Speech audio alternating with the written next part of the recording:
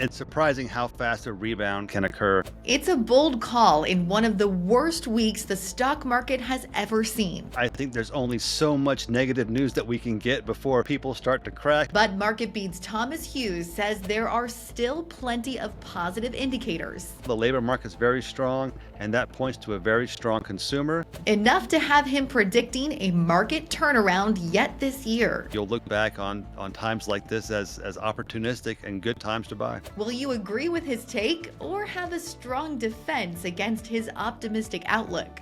Let's dive in.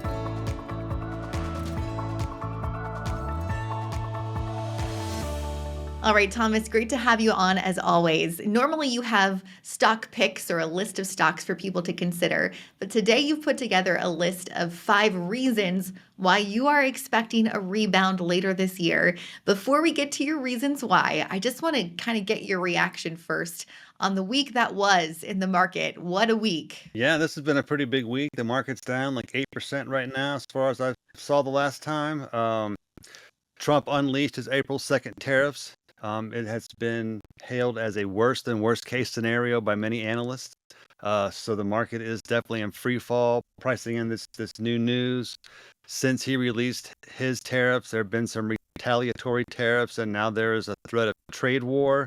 But why people are raising the idea of trade war now, it's been going on for quite a long time, even before Trump took office. It's been going on for 4 years, 8 years, the last couple decades, So yeah, it's a big deal. It certainly is a big deal, and it's real money. This is real portfolios that have been going down so much. I think investors Right. are really in this what do we do kind of phase when we see so many sharp drops and also just volatility. Right. Every headline is bringing a change in different companies and different tickers out there.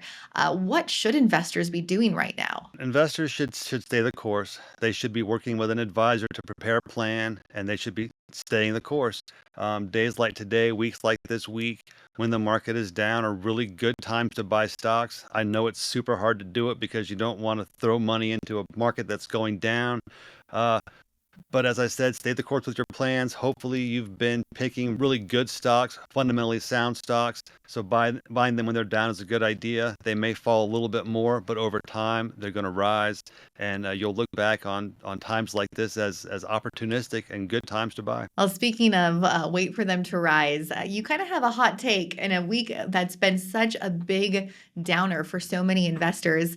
You are expecting a turnaround. So let's get to your reasons why. I'm interested to hear them. Why are you expecting a turnaround? Well, the first reason is that the top 5 stocks in the S&P 500, this is Apple, Amazon, Google, Microsoft, and NVIDIA, are indicated to rise by an average of 45% over the next 12 months. There is a risk that analysts will start resetting their price targets because of these headwinds that have arisen.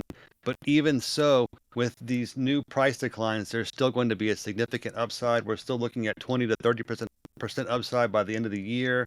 And that's just a big incentive for investors that's hard to pass up. Let's talk about the flip side of that. If we do start to see those analyst revisions coming in the next couple of weeks, taking these tariffs and the impact of the tariffs into light, what kind of a reaction could the market have to those potential downgrades in analyst revisions? Well, the question is how much revision? Right now, what I expect is that they will begin lowering targets, but it will still be to either above consensus or above current price points. So we'll have a headwind for the market, but they'll have set the bar lower, but still high enough for there to be some upside to help be an incentive for investors later on in the year. I want to give a little bit of historical context here of what we can expect as far as a timeline. In 2020, we had a really severe drop like this. How long did it take for those revisions to really start coming? With this sell-off being driven by tariffs, it could be driven by the news cycle. There could be news about tariffs that help improve the outlook. Other than that, it's going to be the economic data that comes out and trickles over the course of the month. So that could be a month or two for the data to drive the revisions. And then again, there'll be the earnings reports. Earnings season starts pretty soon. I expect the Q1 reports to be pretty decent, but the guidance may reflect the tariffs. It will likely reflect the tariffs and probably be downgraded.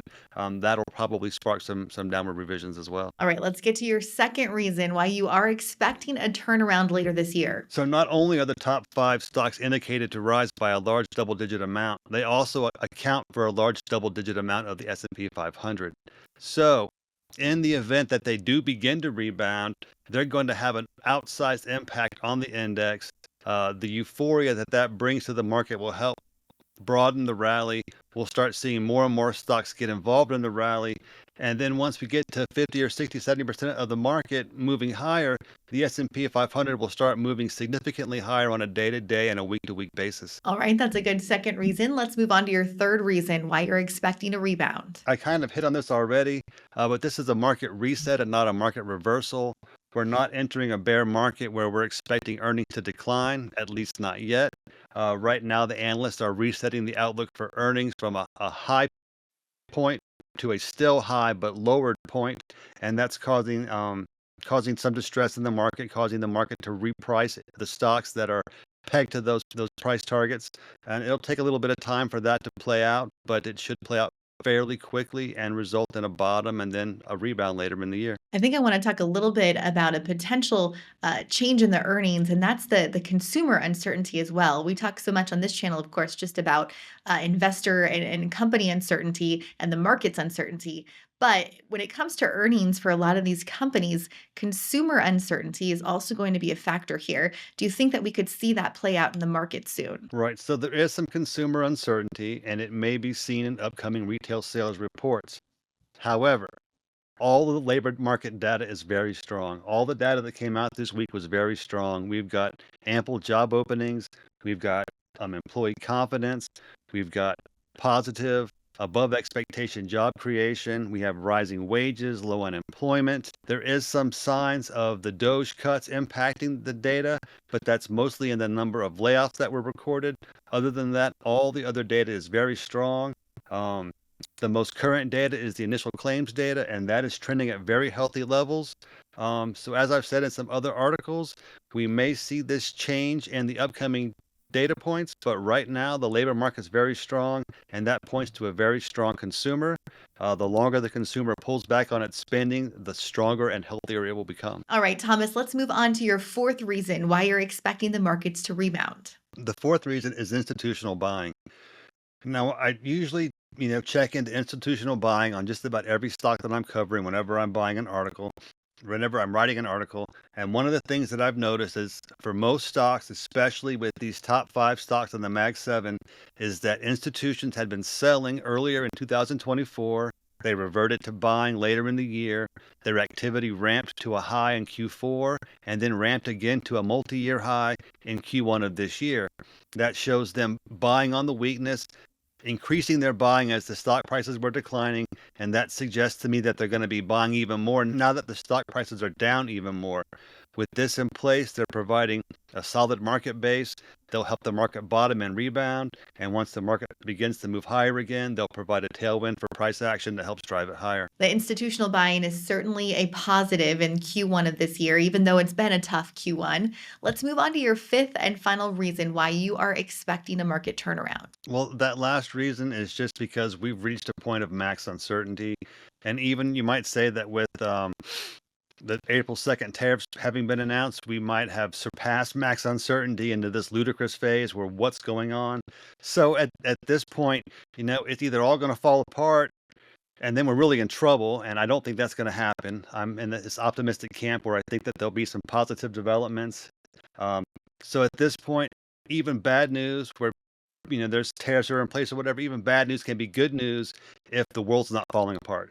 And in that situation, stocks are still a good buy because they're still making money, they're still producing cash flow, they're still expected to grow their capital returns over the next couple of years, and that's another incentive to buy and own stocks. Right. Despite all of the volatility and everything happening in the market, people still need to make investments to plan for their future and maybe even start planning for the first time.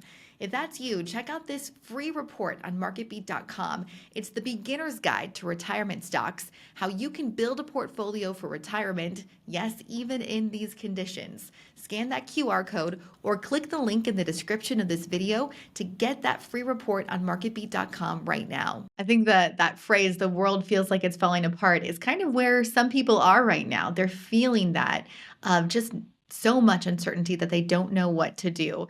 How long could this uncertainty stick around? I mean, it could be around indefinitely. It really just depends on what happens.